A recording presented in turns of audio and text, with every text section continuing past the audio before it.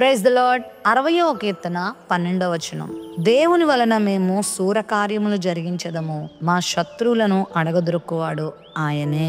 దేవుని సహాయము ఎవరు తీసుకుంటారో, దేవుని మీద ఎవరు ఆశ పెట్టుకుంటారో, దేవునిని ఎవరు నమ్ముకుంటారో వారి ద్వారా దేవుడు శూరకార్యములు జరిగిస్తాడు. అంటే గొప్ప కార్యాలు జరిగిస్తాడు. మన శత్రువుల్ని అణగదొరుకువాడు కూడా ఆయనే. జీవితంలో ఆయా రకాల సమస్యలు శత్రువుల వలె మన మీద దాడి చేస్తూ ఉంటాయి. ప్రతి క్షణం మన జీవితంలో నెమ్మది లేకుండా మన బాధలకు, మన చింతలకు, మన అపజయాలకు, జీవితంలో మనం ఎదుర్కొనే ప్రతి సమస్యలకు కారణం ఎవరంటే అపవాదే.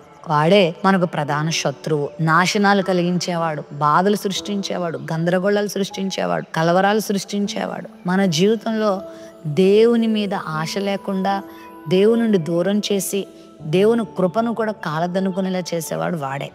అయితే వాడి క్రియలను అణగదొరకే శక్తిని దేవుని ద్వారా మనం పొందుకుంటాం. మన స్వశక్తి చేత, మన స్వజ్ఞానము చేత, మన స్వప్రయత్నాల చేత మనం వాడి మీద విజయం పొందలేం, కానీ దేవుని వలననే పొందుకుంటాం. దేవుడే మన శత్రువుల మీద జయమిస్తాడు.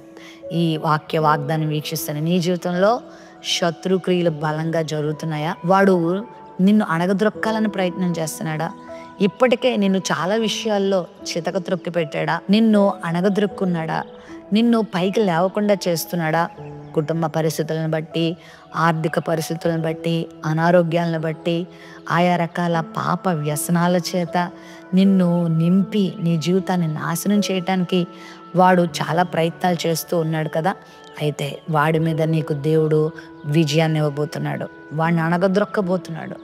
ఆయన యొద్దకు నువ్వు వస్తే, ఆయనకు నువ్వు లోబడితే, దేవుని మీద నువ్వు ఆనుకుంటే దేవుడు నీ ద్వారా గొప్ప కార్యాలు జరిగిస్తాడు. నిన్ను విజేతగా చేస్తాడు.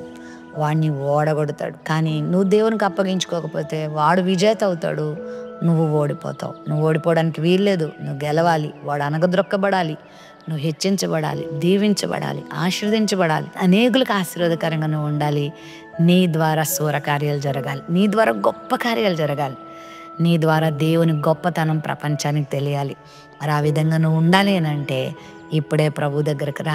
ప్రభువుకి నిన్నుగా అప్పగించుకో. కృంగిపోవద్దు. నా జీవితం ఇంతేనేమో, నేను ఇంకా పైకి లేవలేనేమో, నేను మరలా మంచి రోజులు చూడలేనేమో, నేను ఇంకా నా జీవితం అంతా ఓడిపోయే ఉంటానేమో అని ఎప్పుడు అనుకోవద్దు.